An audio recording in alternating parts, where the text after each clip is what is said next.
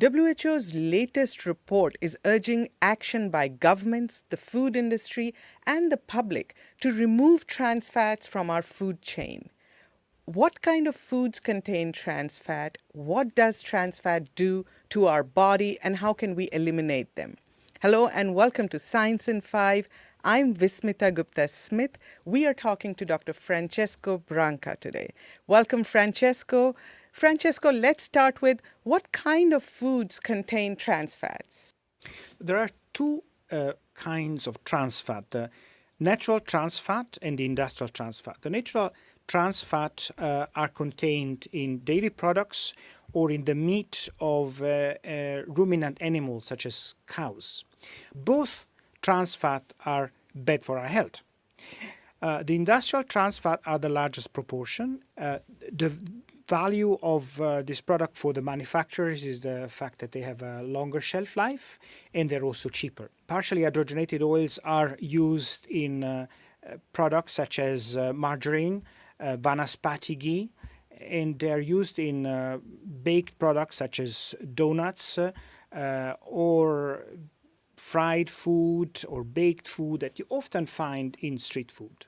Francesco, describe to us what trans fats do to our body when we consume them. So when trans fat enter our body, they are taken up by certain compounds that transport fat in the blood flow. And the more the trans fat, the higher the amount of bad cholesterol that is produced, and the lower the amount of the good cholesterol. So you have more of this bad cholesterol, which then means a higher amount of hardening of the cell walls and inflammation of the cell walls. And this leads to a higher risk of clogging of the arteries and therefore a higher risk of heart disease and stroke.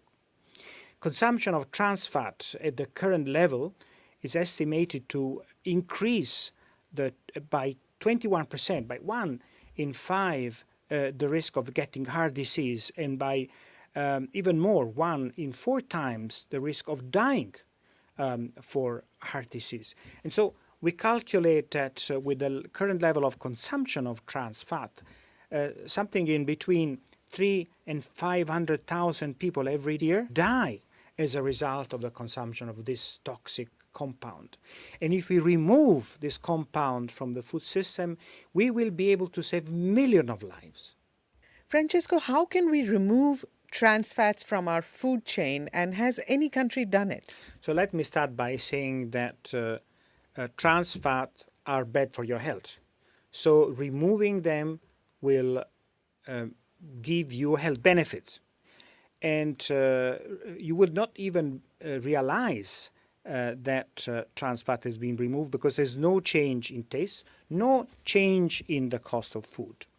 It's possible to remove trans fat and replace with other ingredients, vegetable oils such as canola oils or other vegetable oils, and manufacturers know how to do that.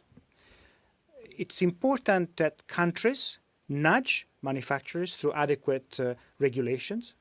WHO has identified the most effective regulations, which imply limiting the amount of trans fat below a certain very minimum level that comes usually from only natural sources, or banning the sales and production of industrial trans fat.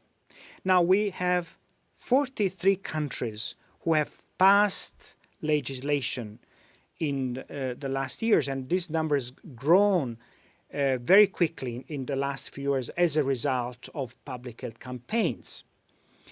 Largely, these countries are from the global north, high-income countries, but since last year we've had countries such as India and Bangladesh who have passed regulations in line with the WHO good practices. And we have good expectation that other countries such as Nigeria this year will also pass legislation.